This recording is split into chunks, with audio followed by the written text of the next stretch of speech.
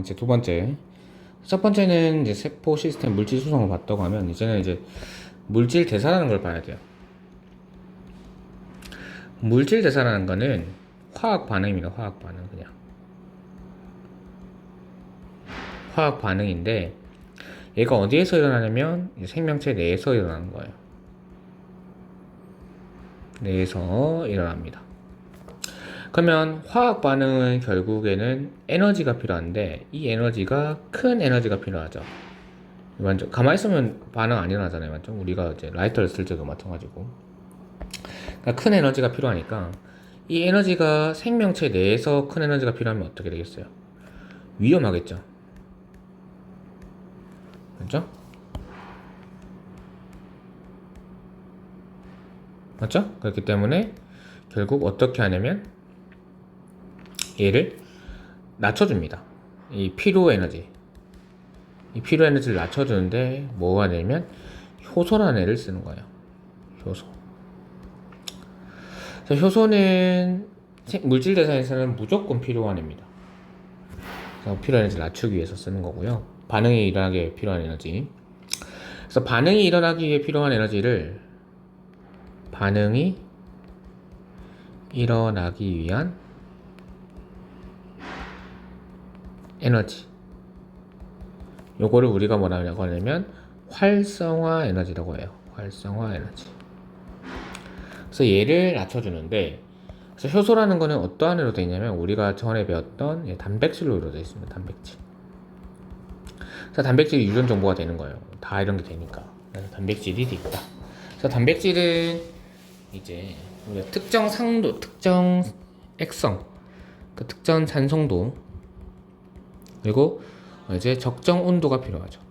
그러니까 단백질마다 특정 산도가 다르고요. 적정 온도가 필요합니다. 무조건 산성이라고 무조건 단백질 녹는 건 아니에요. 그래서 뭐 위액 같은 경우에 반응하는 것도 있고, 그래서 특정 산소는 물질마다 다릅니다. 그러니까 효소마다 달라요. 그래서 이걸 알아두시면 되고, 적정 온도는 그냥 체온과 비슷하면 되고요. 그래서 얘가 만약에 이제 온도가 낮다, 적정 온도가 낮다 이러면 반응이 덜 일어나는 거예요. 반응이 줄어드는 거예요. 대신에 얘는 효소의 변화는 없어요. 그냥 추워서 반응이 덜 일어나는 건데, 온도가 높아지면, 적정 온도가 높아지면 얘도 반응이 안 일어나긴 하는데, 얘는 왜 그러냐면 효소 자체가 변성이 돼버리는 거예요. 왜냐면 우리가 단백질을 구성하는 게, 이게 효소가 단백질로 되어 있는데, 단백질은 폴리펩타이드가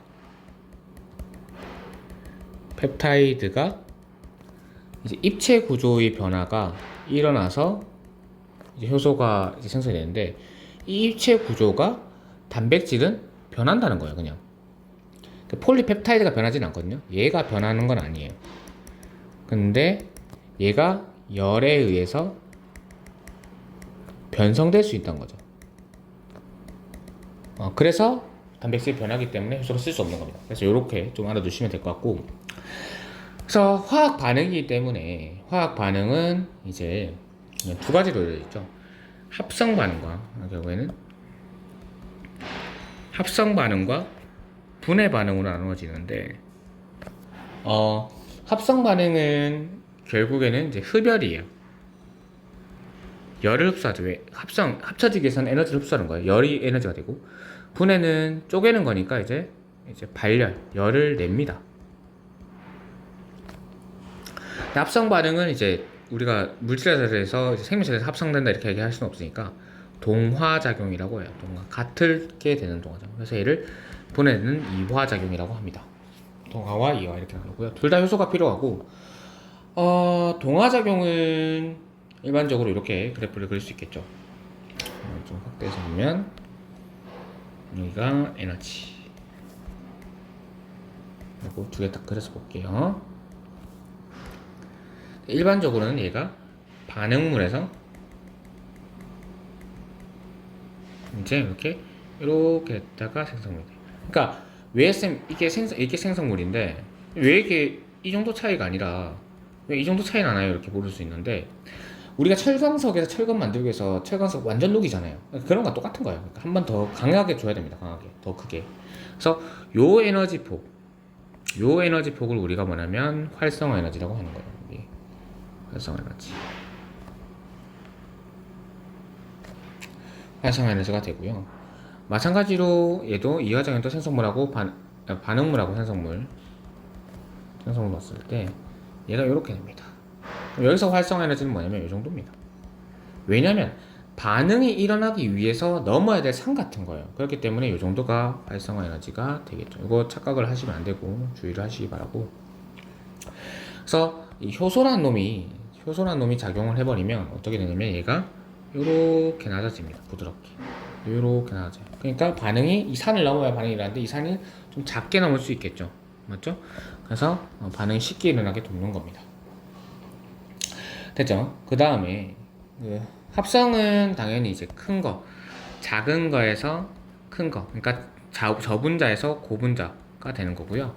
분해는 큰 거에서 작은 게 되는 거예요, 일반적으로. 그리고 여기에서 이 합성 반응은 두 가지, 단백질 합성과 단백질 합성은 모든 생물이 다 하는 거죠. 그러니까 생물을 그러니까 광합성만 생각하고 합성은 그러니까 이렇게 동물은 합성 반응 하지 않는다, 동화작용이 없다 이렇게 하면 안 돼요. 단백질 합성 모두 일어나기 때문에. 그다음 광합성이 있고요. 그 다음에 이화작용에는 세포호흡이 있습니다. 미토콘드리아에서 하는 세포호흡, 우리 에너지 내는 세포호흡이 있고, 그 다음에 뭐 여러가지 뭐 소화도 다 되는 거죠. 맞죠? 그럼 여기서 얘네 두 개만 좀 볼게요. 그래서 얘네 두 개는 역반응 관계예요. 딱 반대 반응인 역반응 관계인데, 광합성식이 이겁니다. 6개의 CO2와 6개의 물이 만나서 여기에 광합성이니까 비에너지가 들어가겠죠. 비에너지가 같이 들어가서 이렇게 포상을 만드는 거예요. 요게 광합성이고요.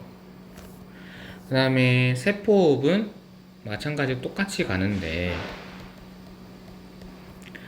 여기서 이렇게 되는데 얘가 분해를 시킨 거죠.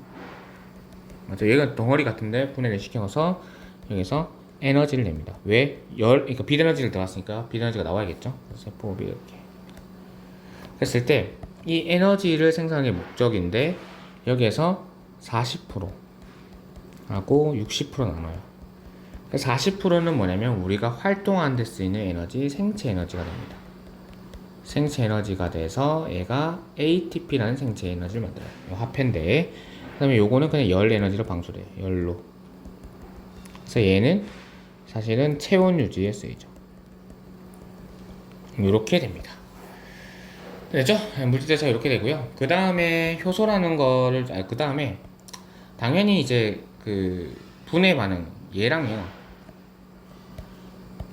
얘랑 뭐랑 비교하냐면 연소 반응과 비교해요. 연소는 일반적으로 그 공기 중에서 이제 O2와 반응을 해서 불을 나는 거예요. 즉 뭐냐면 빛과 열이 나는 거죠. 빛하고 열이 나는 거를 우리가 연소 반응이라고 하는데 얘는 이 그 분해 반응은요. 그 이화작용은 일반적으로 이렇게 단계적으로 일어납니다. 왜 한 방에 안 일어나요? 우리가 좀 고등생물인데 한 방에 일어나면 에너지 손실이 크잖아요, 맞죠? 연소작용은 한 방에 이렇게 딱 일어나요. 그래서 효율 자체가 얘가 높아요. 근데 빠른 건 연소가 빠르죠. 총량은 같은데 조금씩 쪼개서 쓰는 거랑 한 번에 쓰는 거는 이런 거예요. 그러니까 내가 주먹을 한번 펴고 뿜뿌리는데 한 번만 내려도 될 거를 한 번만 내렸어. 그러니까 분해면 이화작용에서 한 번 내려도 될 거를 얘는 연소작용은 다 내려야 되는 거예요. 그럼 나머지는 다 버리는 거죠. 그러니까 효율이 낮다는 거예요. 얘가 효율이 좋습니다. 효율이 좋아요. 그러니까 효율이 낮습니다. 이렇게 알아두시면 돼요. 얘는 연소작용은 물질대사가 아니기 때문에 효소가 필요 없겠죠. 그 에너지가 높을 거고 얘는 체온 정도에서 일어났는데 얘는 뭐 600도 이렇게 가야 되니까 맞죠? 그렇게 알아두시면 될 것 같아요. 물질대사 설명이 끝나진 않았죠. 효소가 남았죠.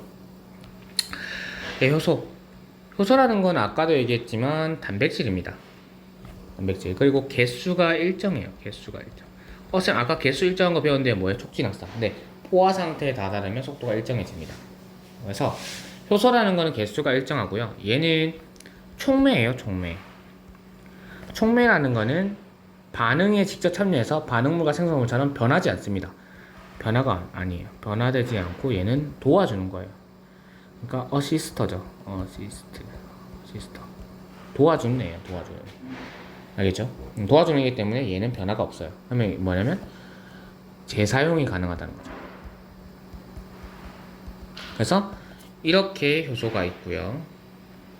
여기에 이렇게 기질이라는 게 있어요. 반응물을 우리가 기질이라고 하거든. 다시 그려볼게요. 이렇게 돼 있어요. 이게 반응물. 우리가 이 반응물을 기질이라고 합니다. 기질. 그래서 여기에 효소가 있는 거예요. 이렇게 효소가. 그래서 이렇게 돼 있는 형태를 우리가 효소가 지금 쓰이고 있으니까 이거를 효소기질 복합체라고 하고요. 이렇게 딱 맞으면 쓰는 거예요. 그럼 이건 얘인데 똑같은 효소가 있는데 똑같은 효소가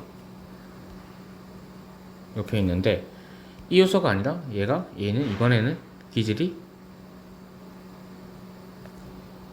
이러한 기질이에요. 그러면 딱 열쇠 구멍 기질 이런 기질이에요. 그럼 얘는 뭐예요?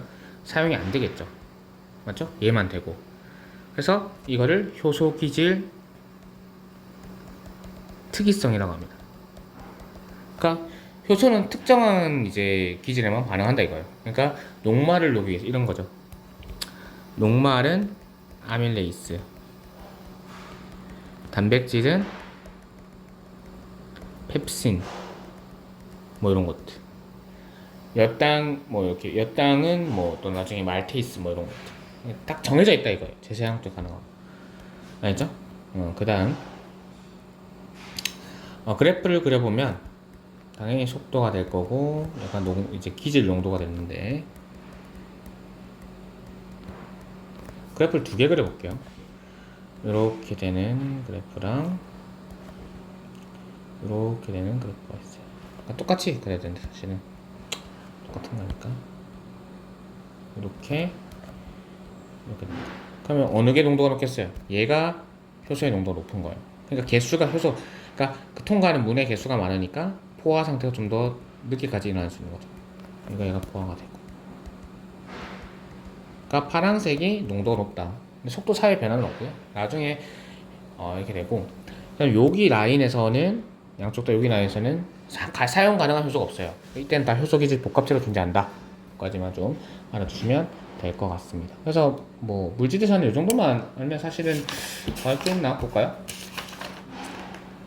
네, 요거 이제 실험 문제가 나오는데 이제 카탈레이스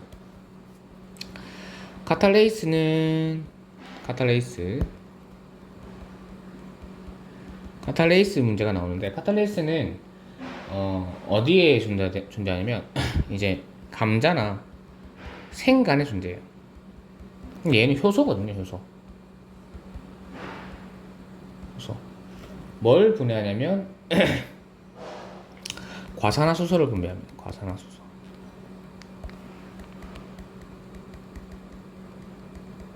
과산화수소를 분해하는 효소예요. 그러니까 과산화수소가 H2O2인데 얘를 이렇게 분해하고요. 이 산소를 만들어요. 그럼 산소는 조연성이기 때문에 분실이 가까이 되면 활활 타오르겠죠. 그런 거. 이렇게 분해하는데 여기에 카탈레이스가 들어갑니다. 그래서 감자나 생간을 삶으면 얘가 효소기 때문에 변성이 돼서 안 일어나겠죠. 그거 체킹해서 보시면 됩니다. 산소는 당연히 이제 얘가 반응이 끝나고 나서 그러니까 그 과산수소를 많이 넣어줬어요. 많이 넣어준 상태에서 감자와 생간을 더 넣어주면 더 많은 기체가 생성되겠죠. 그런 것도 있고 반응이 끝나고 나서 과산을 넣어주면 더 반응이 일어난다. 그런 것도 좀 보시면서 풀면 될 것 같아요. 나머지는 뭐 중요한 거 없을 것 같아요. 됐죠? 그래서 15분 정도로 끊고 다음 생명 중심 원리 강의 들어가겠습니다. 이 정도만 알면 나머지 푸는데 지장이 없을 것 같아요. 네, 감사합니다.